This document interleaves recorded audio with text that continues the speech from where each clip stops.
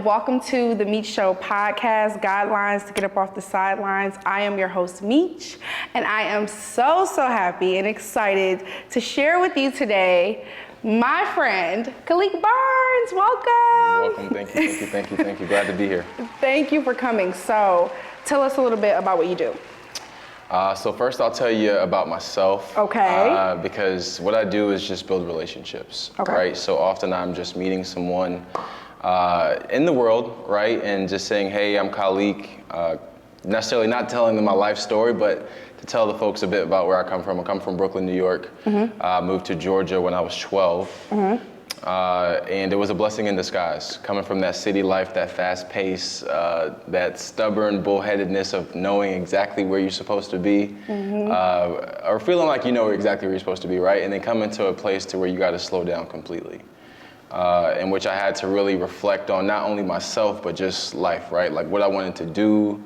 I had new opportunities with sports, and luckily was able to get a scholarship to play football. Oh, wow. What school did you go to? Appalachian State. Wow, I didn't know that. Appalachian State, yep. Up in Boone, North Carolina. If you haven't been, definitely go to Boone, North Carolina. Yeah, you highly suggest this as a travel I highly suggest it. Only to visit, though. Only to visit. Okay. Unless you want to be up there for in the snow. But it was a great time. That led me to, I was a biology major my freshman year. Mm. So I used to want to be an anesthesiologist. I knew I wanted to make money. That was the biggest thing. Is I knew I wanted to make money. I knew that they made money. My coach told me, he said, hey, if you want to be a scientist, you should have went to Georgia Tech. So you that led me. me. Your mark there. Yeah, I ended up switching my major like probably the next 2 weeks because I was very avid about competing up there. So switched to marketing. Fast forward to now, did nothing in marketing, right? Like I was just like, I ended up serving tables. Was at a very prominent restaurant here in Atlanta. Mm-hmm. Not sure if I can plug them or not. You can. Okay, you can plug them. Chops the Steakhouse. Oh, you're making good server money. I'm telling you, I was making some great money. I was making, $1,000 a week at least. Yeah. Working 3 days a week, and my good friend of mine, Casey Morris, and I'm always going to shout Casey out because he brought the real question to me and said, hey, well, you have these aspirations. You're a very well-mannered person. You want to do great things, but how are you going to fund those ideas? And that was a real question. Coming from where I come from, I don't know many people that have just the money that I could just call up and be like, hey, can you throw me $1 million? Yeah, and you and me both. I'll get it back to you, right? But nonetheless, that led me just into getting into the career mode of life. Yeah. And he said, hey, come take this financial services interview. See what you think about it. It was a match made in heaven. My CEO mentioned to me that I could create not only independence for myself, but a ton of income, of course. But he said the income, I don't want you to think about that because more so just the impact, right? The impact of helping people, and that's really my mainstay in life, is just to be able to help people. Yeah. So you asked about what I do. I help people. Yeah. So yes. And I can tell you're passionate about that. Yes. Yeah. Thank you. I say this often whenever your name is brought up. From the moment we met, you were helpful. Thank you. You were helpful. You were like, look, and I was all in, and we were at a networking event, so I did have a drink in my hand, but I was all in. I was ready to learn, and I appreciate that. I really, really do. And that spreads far and wide. Whenever your name is mentioned, thank you. Definitely help people is what we think, right? Absolutely. So, thank you. I appreciate that. This was your first time taking an interest in finance, right? Yes. Was when you got the interview? Yes, when I got the interview, again, I was like, be my own boss, and I can make my thing is I wanted to make money. I didn't want to, I always let people know, and my younger brothers know, my family, I'm the biggest advocate for my time. Mm-hmm. I waste enough of my own time. I don't want someone else wasting my time too. No, that's right. And so with that being said, I just wanted to direct my energies and efforts towards a career that I felt would be the best bang for my buck, so to say. Mm-hmm. And yeah, it was just, again, that match made in heaven. And It was a very tough, financial planning is not easy. Yeah. It's not hard, but I think people can make it hard, and that's what's the tough part about it. So. Yeah. But all your skills still came together perfectly because the marketing, the serving, you know what I mean? Like that comes together still perfectly under what you do. So it's still divine. It absolutely is divine. Thank you. I appreciate that. So what is the importance of financial planning? Why is it important for all of us? Because you can far out exceed your plan if you have a financial plan in place. So you can do a great job by yourself. And don't get me wrong, plenty of people do a wonderful job with planning on their own, but you will far exceed the planning that you do on your own if you have a financial plan in place. Okay. So what does that look like? So what we like to do at Capstone Financial is start with the basics, right? Some of those things we don't even get paid for. And I'll explain exactly how I get paid whenever you're ready for that. But the basics are like estate planning, right? Making sure that someone has the essential documents in place so that if the worst happens or if something happens, a life-changing event, they have everything in place to, move as needed, right? Most people don't realize that we all have a will naturally in the state of Georgia. It's called dying intestate. But that just means that your will now, or your assets now go to probate. So the courts get to decide, which typically it takes anywhere from 2 to 5 years. In deciding where those assets go. So you might hear of like celebrities saying like their estate was settled. I believe Prince might have just had his estate settled. Not sure. I don't want to speak on it on camera. I think so. Officially, but but I'm pretty sure that and that's years after his passing, right? And that's just because it has to go through the court system. The court has to decide, who has their claim to the money as well, and what's valuable, or what's a viable claim and what's not.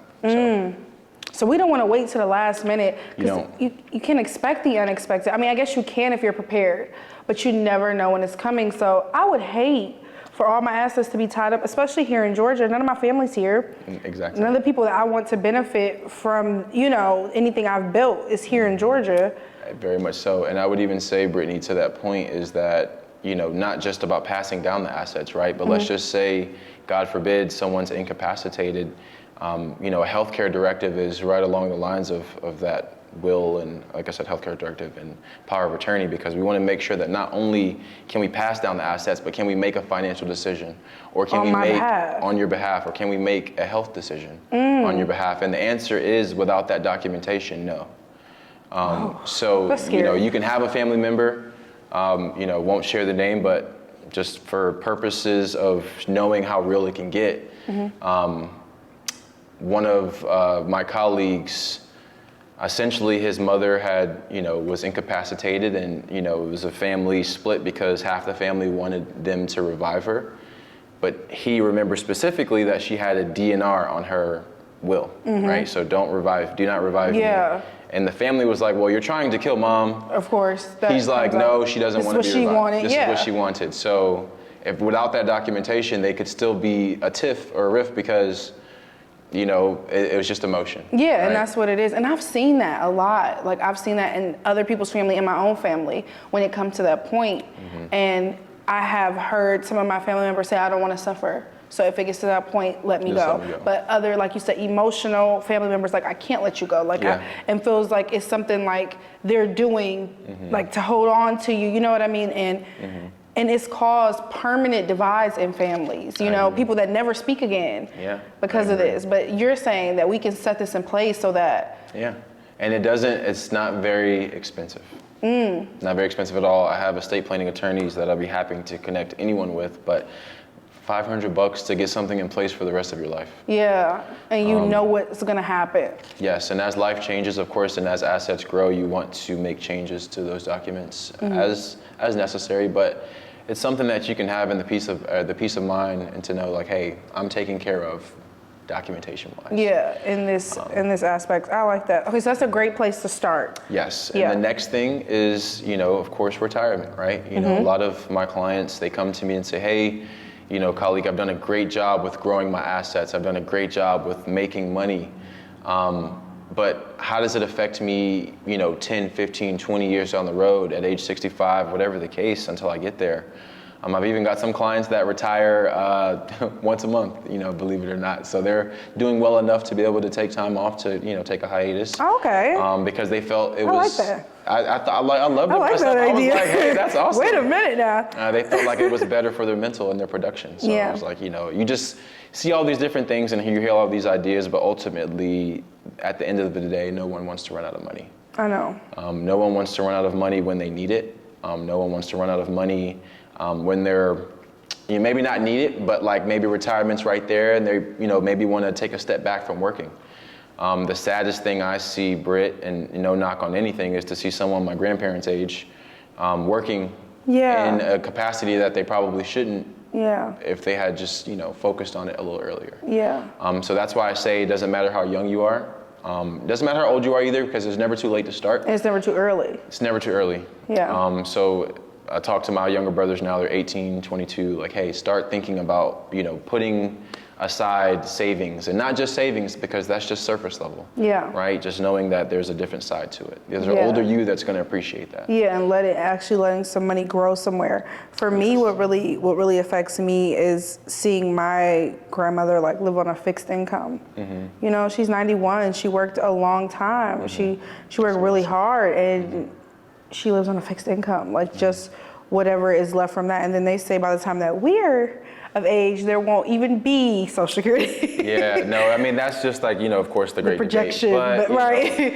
At the end of the day, I think that if you do the proper planning early enough, you won't have to worry about it or count on it. Exactly. It'll just be another asset that you can either use or not use if you don't have to. Okay, so estate planning, retirement, asset management also ties into retirement planning, because someone might say, hey, I have a 401k, or I have an IRA, or I have a Roth, or I have something that I started maybe younger or with a company.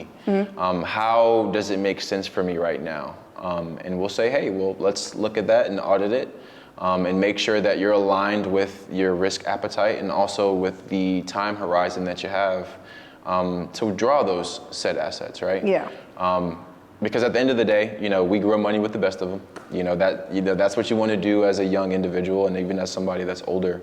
You want to grow your wealth, but you want to have your assets also located in the right spot, right? Because if you're getting taxed on capital gains, and because your asset pays a dividend and now you're getting hit on a dividend tax, it's just so many different ways you can get hit by the IRS if you're not protecting yourself with the proper location of those assets. And that's why I say asset management is, it's great, you got to build them, but they also have to be located in the right spots. So that is actually beneficial, right? Exactly.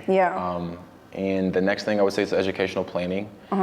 So for my clients that have kids or grandkids, whatever the case, maybe student loan debt of their own, we just attack it in whatever manner that makes the most sense.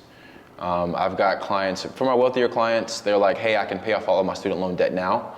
And a lot of times we're not like, that doesn't make sense, only because there are things to do planning wise to get you a better return, to have the ability to pay those student loans off, 2, 3 years, 4 years, 5 years down the road. Down the line, and it makes more sense. Exactly. Pouring $80,000 into this now. Exactly. Now you're making a profit off of just waiting a few years versus having, paid it off and being back at square zero.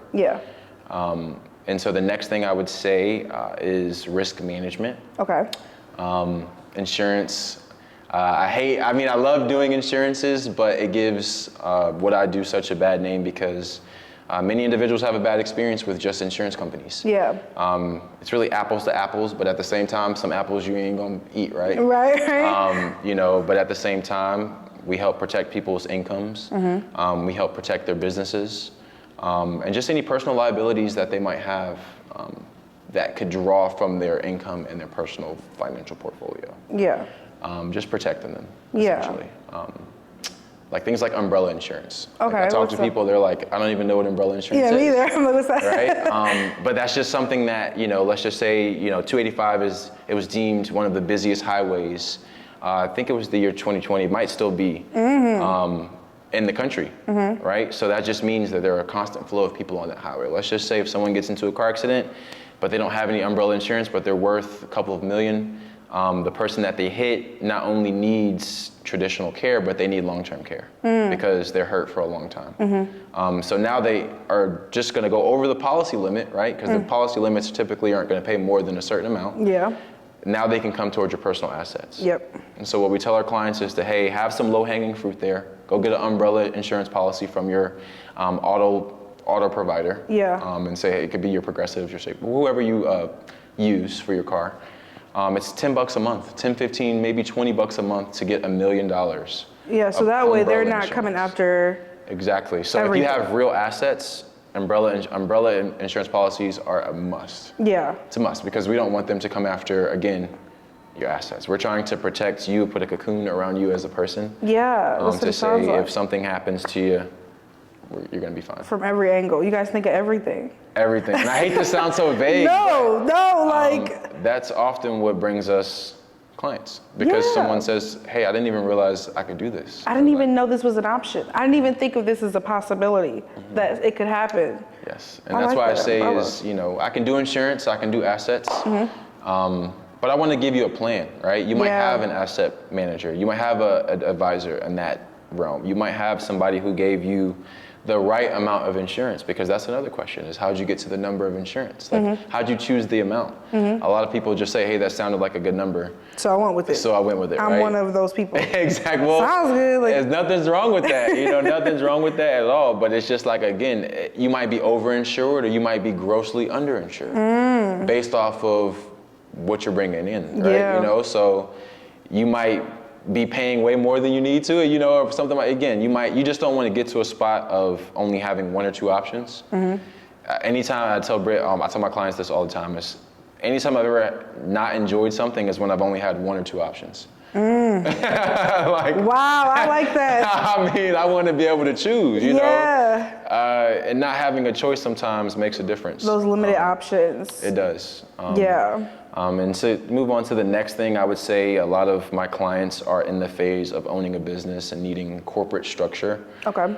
So they say, hey, Kalik, I've created an LLC or a S Corp, C Corp, whatever the case, a business entity of some sorts. And I just want to make sure that it's structured in the proper way that I can get the most tax benefits in terms of, tax write-offs, expensable actions, things like that. Like, I just want to make sure that I'm on track. We're not a CPA, but I work very closely with your CPA to make sure that everything we're bringing to the table is legal. Yeah. Because we're so highly regulated, and that's, again, you want to make sure that you're working with someone who's regulated, because if you're not and they take all of your money, they just took your money and now you're out of it. Yeah. So, and that's just the bad side of it. But as far as corporate structure, what we'll do is, something like a deferred comp plan if someone needs it, just to create that golden handcuff of sorts, right? So let's just say if you don't want to lose one of your key people, you want to keep them there for 5, 10, 15 plus years. Business owners come to me and say, hey, Kalik, what can you put on the table that makes it the most enticing opportunity so that they won't get headhunted, so that they won't leave for benefits? Yeah. And what we are seeing today in 2022, it's a benefits game. It is. If I can get better benefits, but maybe $10,000 less a year, I still get good benefits, I'm gonna go with the good benefits, right? Especially if it's, gonna cost me less in terms of providing insurance for myself. Especially millennials, Yes. We're not trying to get the Rolex. We're not trying to stay 25 years. Some of us. Some of us are, but I've seen that was the goal. That was the goal of everyone, let's say a few decades back. Now we they pay more, or the benefits better over there? Exactly. I see y'all. I like y'all, but I see y'all. And I would even attest that to the entrepreneurial mindset, to know that you can spend your time doing something on the side, and that could be your mainstay. Yeah. And to know that the traditional 9 to 5 isn't what makes sense all of the time. For everyone. For everyone. It still serves its purpose. It does. But it may not make sense for everyone at certain points, right? Yeah. Don't get me wrong. I've had plenty of 9 to 5. You know what I mean? Me too. I respect it. Right? And I think it's purposeful. Absolutely. And for someone, it might be their thing. Because if we're all entrepreneurs, who's gonna work for us? Exactly. Who's gonna work at our corporations and our businesses? So I value it. I have one right now, and it's doing what it needs to do. It's doing exactly what I needed to do. Yes. Yeah. I served tables while I did this. Yeah. So I've served before too. Really? Where you used to serve at? Yeah, I used to serve at the Commerce Club. You ever heard of that? Yeah, it's like a members only type club here in Atlanta, social club. That's awesome. That was my first server job. I used to bartend there. I used to serve at Flying Biscuit. I used to serve at Benihana. I love their grits, by the way. That's how I make my grits. Really? I took the recipe, I stole it, and that's how I make my grits. We can't be saying that on here. Oh, right. I'm sorry. I did a copycat. Yeah, no, you just imitation.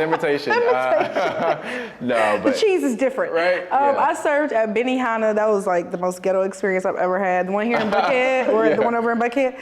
Oh my God. Yes. But it takes a certain type of personality. You meet some cool people serving. You do. You meet hear some hustlers. you hear some great conversations too.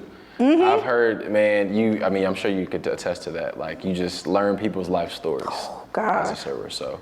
And you get really inspired. Working at the Commerce Club inspired me so much. Like, you know, a lot of people who are movers and shakers and really had a lot of wealth. I'm like, like right here, and just to listen to what they're talking about. Yeah. And they were talking over my head, but I was listening. No, for sure. I mean, well, for instance, just to piggyback on that, what led me even to wanting to want more money, right, was I used to valet at this place called Park Place on Peachtree, and don't know if I can disclose who all lives there and stuff like that. Right. Like, I was valeting for like Frank Holder, Elton John, you name it. Like, in terms of old money in Atlanta, I'm talking about money on buildings and people who are funding that. Those projects. So it just led me to realize that the wealthiest people don't show their wealth. No. You know, not all of them.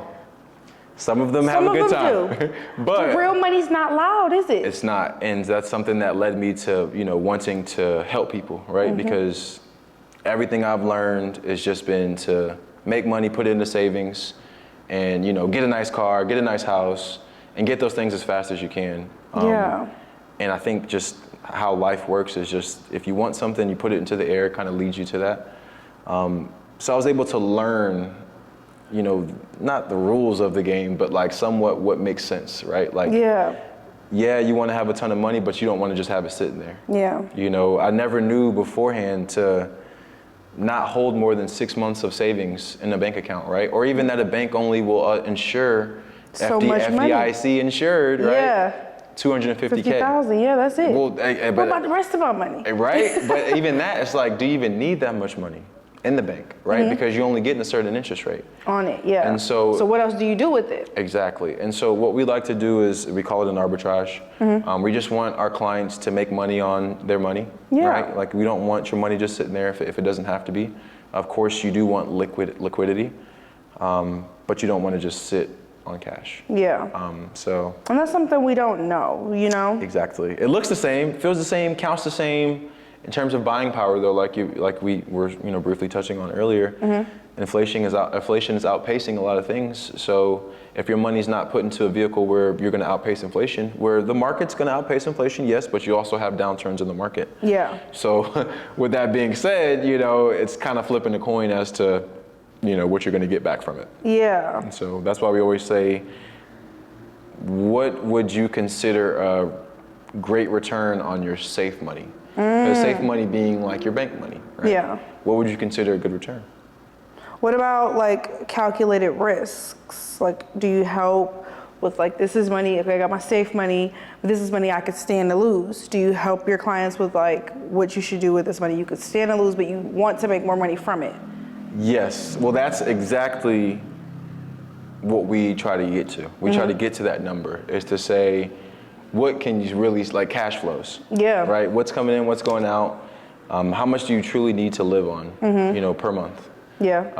Because you'll start to see that some of those things like are actual needs, and some people have no margin to do anything else. And they might have aspirations to do those things, and that's why it's good to meet with a planner, because you don't want to overexhaust yourself. And then realize 6 months in, hey, I can't do this anymore. And now you're back at square zero and with less money. With less money, right? Square zero. No, not square one. You're back at square zero because you got less money now, right? It's like you can't be back at square one with less. But at the end of the day, we just want to put you in a position of flexibility and power, right? So just to say, you know, Kalik, can I do this?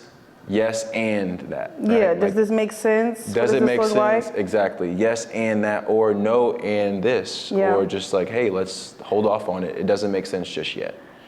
So like, for instance, I had a client come to me and said, hey, I want to start a trust, or, you know, get into trust planning. We were like, well, do you know that trusts are taxed at a higher rate? So like, if you have anything that's income producing in a trust, you're going to get that trust rate on tax. Like, so you could be, you know, putting yourself at a default essentially just by having it in a trust. So just knowing, again, the basics of what you're trying to accomplish versus what you have to accomplish that, and said time frame and time horizons to accomplish those goals, it's pivotal. Yeah. Right? And being real with yourself about those things. Absolutely, because a lot of us don't know, even to get in the game where you're making money, that's huge, especially like, I think about coming from where I come from, like you said, I don't have any family I could call. Can I get a meal? Can I get 10,000? Can I get 1,000? Yes, I don't have that. Can I get $20? Oh, can I get $20? Like, work your way down. I don't have that in my family, so I will be the first wealthy person in my family. But because of that, there's a lot I don't know, like I don't know where the money should go or what I should be doing with it or if it's taxed or how much. Like, so I think this is really essential. This is really important. I agree. And you know what? You are on your way 1,000%. Thank you. And I love that you said that you will be, because you absolutely 1,000% will be. You have to speak it into. Oh, I will be. That's why I lift. I lift with that in mind. Absolutely. And you know what? You're building a conglomerate of friends and a network of friends to help get you there. Oh, yeah. And to keep you there, right? The conversation is so different. It's oh, absolutely God, there. it's so different. I'm telling you, right? And you know what? I always say, people say your network is your net worth.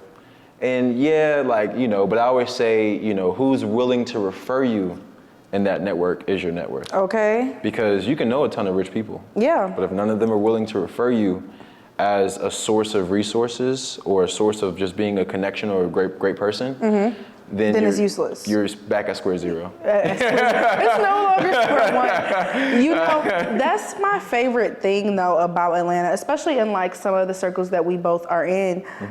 I love that about Atlanta. Atlanta has this it's like it pushes you. It pushes us to the forefront. It recommends you. I love it. It gives me so much life. Like, we recommend you. If I think of someone who needs something similar to what you do, I will make sure that they are coming your way, and we intentionally support each other in this way that I've never seen before. I come from like a very crabs in a bucket type thing.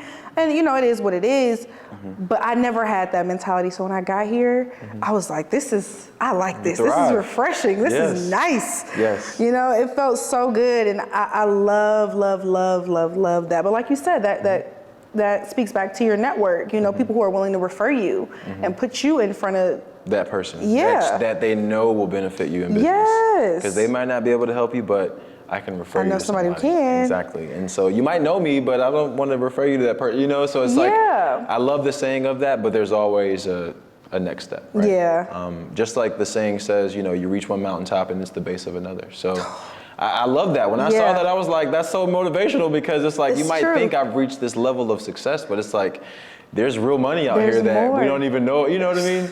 I have a saying like that I like too. It's like, in this pond, you're the big fish, but then you go in another pond, you're the little fish, and there's bigger fish, and that motivates me, because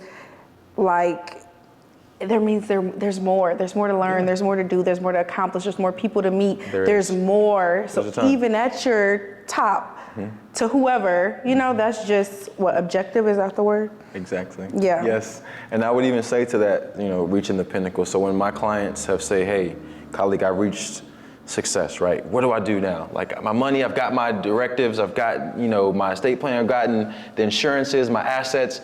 There's nothing else I can do. Well, charitable giving, right? Now we start playing chess with the charitable giving side of things to make sure, okay, well, let's establish a trust now. So now we can do these things to make sure that you never run out of money, right?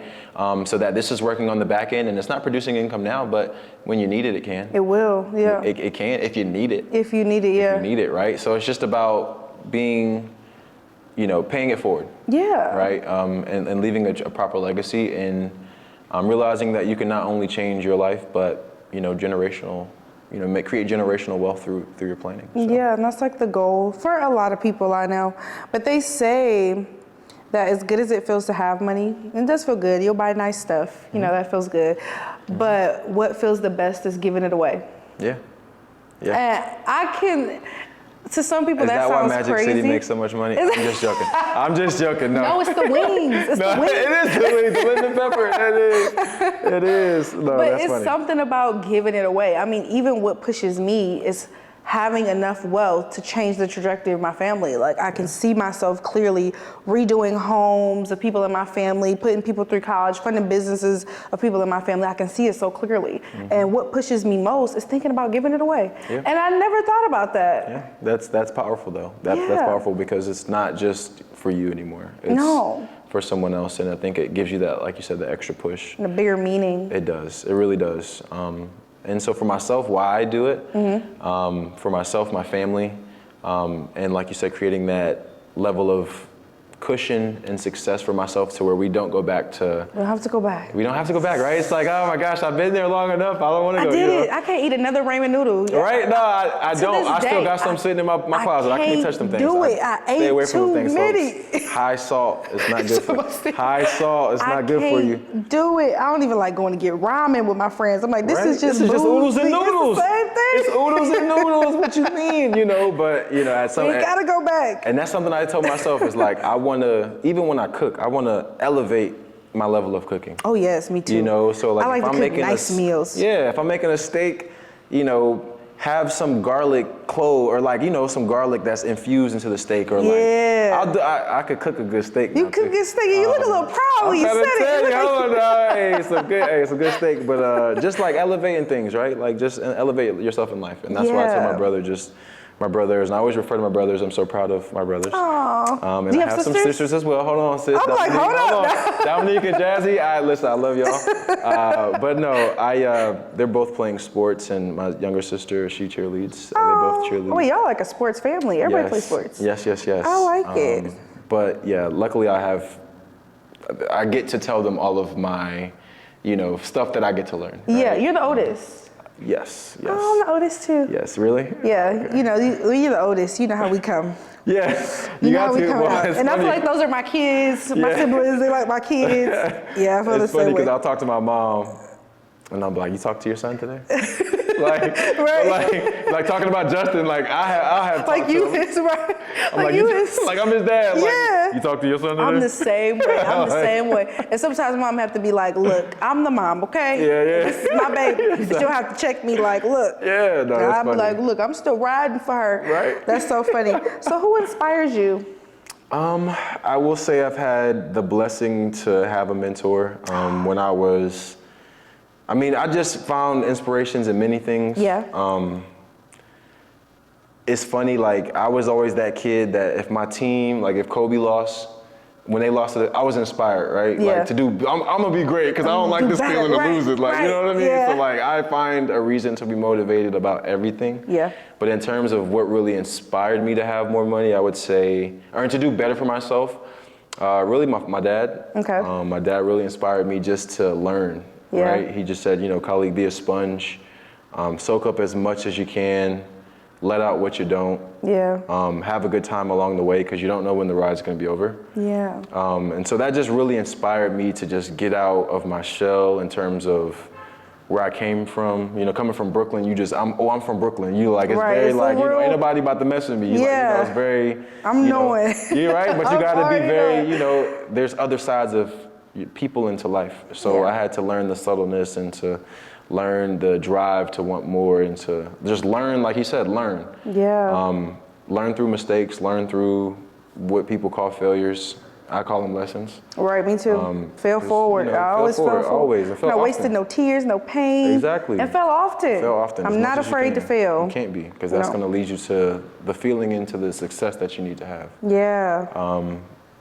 And so again, not to be like super preachy or nothing. No, like that, I love this. This type of stuff I like to talk about. Yeah, for sure. Obviously. Same here. And just that's really what inspired me. Having a dad and a mom that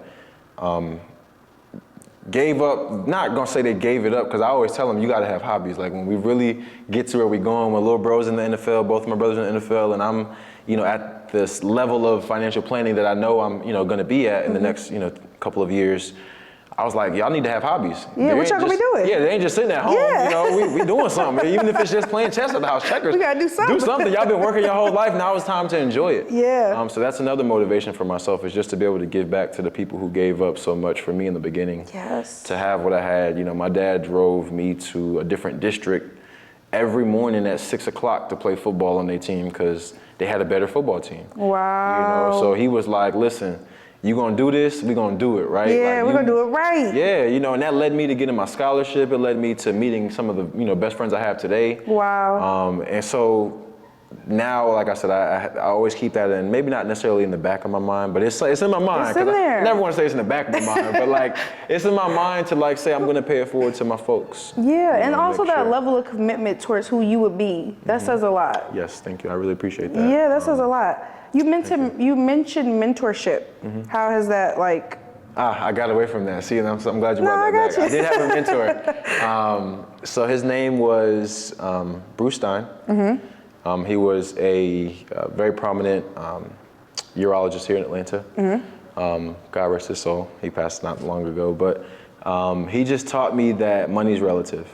It's very relative. It is. So that's when I was able to learn when I was valeting at that place. Like he took me courtside at the Hawks. Never been courtside anywhere, you know, and he's paraplegic at the time, but he wanted to show me like, it don't matter what you're doing, what you got going on in life.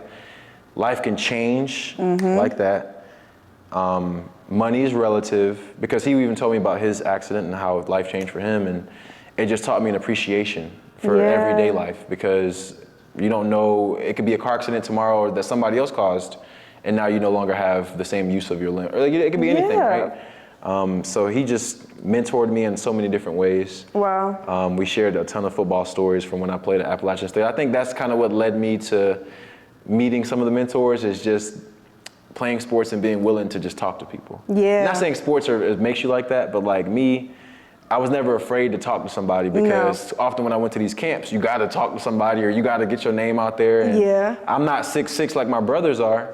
Right. So people come and talk to them. I gotta start the conversation. I gotta start the conversation. I play quarterback. You know what I'm saying? So they're not looking at no 6-foot quarterback, especially not back then. The black quarterback, they're like, what? You're like, no, but I'm gonna start this conversation. Exactly. So I had to be well spoken. I had to be driven. I had to, do, and a lot of that led to, some of the success I'm having today. And I'm just blessed for that and thankful. And grateful to have had some of those things happen early, to lead me to have the drive and to meet a mentor like Bruce Stein, and to have him show me that, hey, I made $600K in one day. I'm like, you made 600 what? Today? Can I get 1,000? Like, it's let me get some. Yeah, but also realizing that just because you're around, you never beg. Yeah, no. That's something I never did, and it's because it drove me. Okay, I want to be like that. I'm not gonna ask him for nothing, but I'm gonna let him know that I brought a notepad. First day I met him, brought a notepad. He said, "Yo, are you crazy?" I said, "Yo, I want to learn." I don't know. Like I'm not. This might be the last time I'm ever getting to talk to somebody in this building, because I was again valeting for the first time. I was like, I'm bringing a notepad. I want to know what he talked about. Right. You know what I mean? And he was like, "Yo, Kalik." And not to say, success is based on what you put forth on a day-to-day basis. Yeah. Somebody can tell you you're going to be successful, but if you stop tomorrow, you're not going to live up to that, right? So he just said, you keep doing what you're doing, you're going to be successful. Yeah. People can see it in you. Like, people can see that. Yeah. Exactly. So that's just something I try to, like I said, pay it forward to the younger generation, to say, get out of your shell often and early. Go learn from somebody who's doing something that you want to do, or they have the level of money that you want to have, and let that be a lesson to be like, if you don't want to do it that way, or if you do want to do it that way. You don't have to like it. You just learn that it's out there. Yeah, it's possible. It's possible. Exposure, oh my God, exposure changed my whole life. Like, I'm from the hood too. Like, literally, east side of Detroit. I'm from the hood. Yo, hey, okay? Hold on. Where the buffs at? Where the buffs? I ain't got them yet. I just play. They're gonna be fully flooded. Yeah. So, but like, exposure changed my world. Like, understand, like, getting outside of Detroit for a long time, a lot of people I knew, even people in my family, have never left Detroit. They've never been outside of it. Don't realize how big the world is, or that things look different than this, or what's possible for you.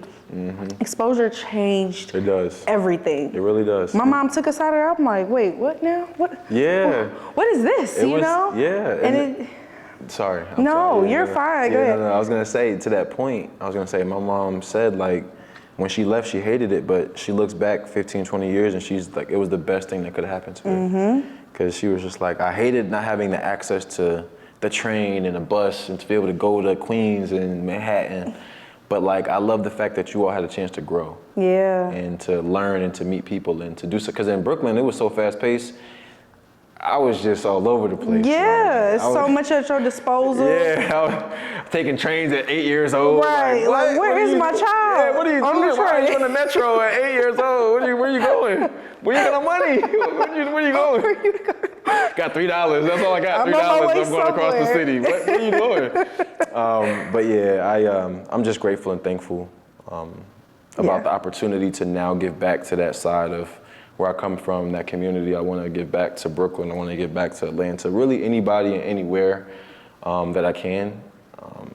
Something my brother was a part of coming up was called Each One Teach One. Mm-hmm. And I love that, like the concept of it, right? It's like somebody you meet, teach them something. If you can, like learn something from them too, you know? Yeah. Because you never know how far it can go. Yeah. In terms of, you know, its reach in terms of helping somebody. Yeah, you gotta be humble to do that though. Yeah. I feel like I adopt that principle subconsciously without thinking about it because I'm open to listen. Yes. I'm open to listen.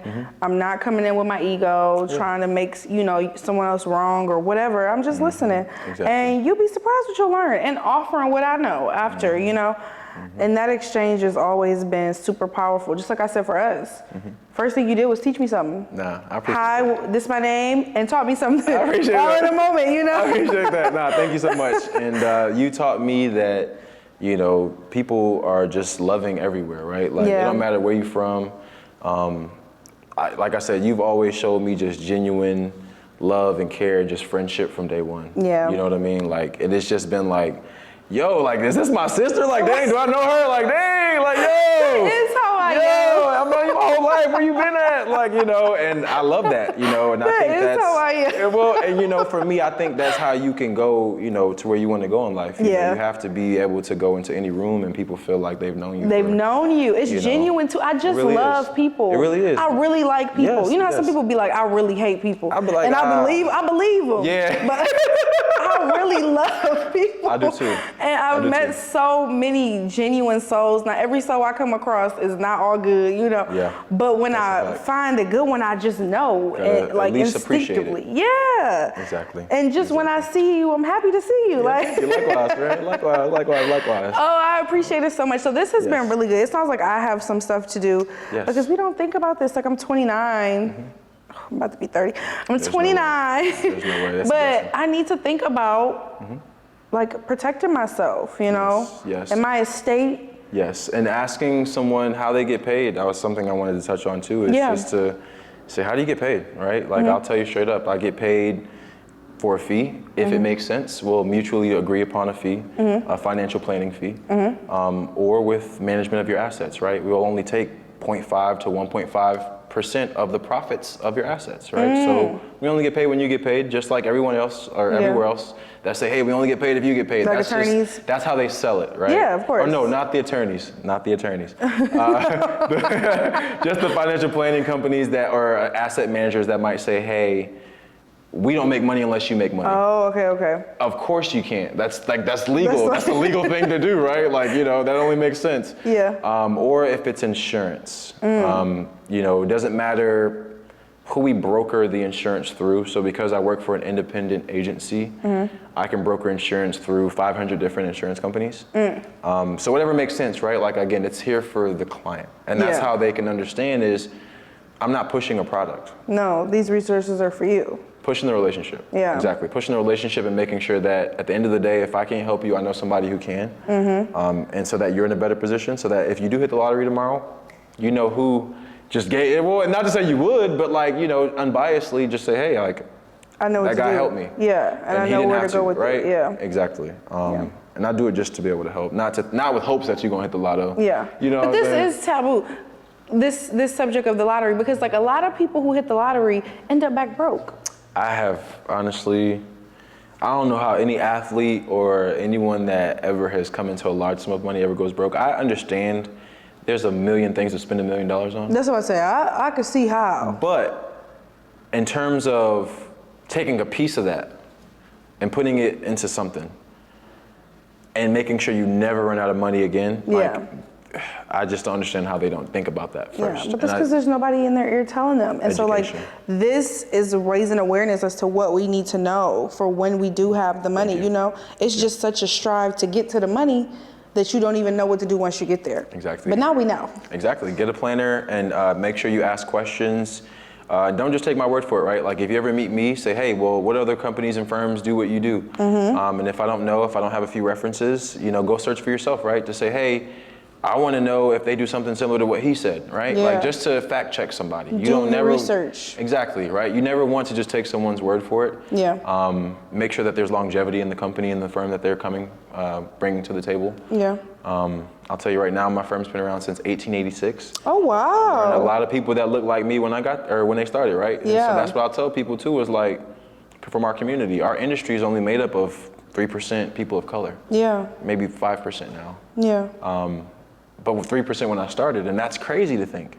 Like 97% of the financial planning world is not like, Black. that means that, exactly, well, not even just black, people of color just in general. Period. Yeah. So that just shows you how far, like this information is so spread thin. Yeah. And that's a part of another motivation that I have, just to be able to get in here, help people and let them know like, hey, not many people who look like me are even trying to talk to people like you, because they realize they're trying to talk to the white collar people every day. Yeah. You know what I mean? Like it's really, So it's a need for you, because there is a disconnect, because you know what? People do business with people they like. Yes, like, People trust, and respect. Yeah, it's just what it is. You know, it's no bias. It's just, you know, even for me, all my physicians are black. I love that. Every provider I have, I love that. they're gonna be black. Yes, I love that. They understand. They understand where I'm coming from. We speak the same language, and it's the same business. Yep. But I understand it, and it's just what it is. So we need more representation in the finance world. Yes. For sure. And I'm happy to help anyone and everyone that's interested in just asking questions. You can definitely connect with myself. I'm happy to. Absolutely. Where can they find you? On LinkedIn for sure. LinkedIn /Kalik Barnes, Kalik Barnes. Or you can just shoot me an email if that's easier. kbarnes@capstonefn.com. So that's KBARNES @capstonefn, Frank and Nancy.com. I don't know why I always say Frank and Nancy. I got you. But yeah. I'm gonna put that in the description below, where they can find you on LinkedIn, your email address, because you obviously are doing good work and you have a lot of gems to give. Thank you. And I appreciate you stopping by. It was a pleasure. Yes, thank you. I appreciate that. Thank you so much. Thank you. Guys, we're gonna be here each and every Monday. Make sure you hit like, hit subscribe, hit share, because every Monday we're coming dropping jewels. Thank you so much for tuning in. I appreciate it. And I'll see you next time. Thank you.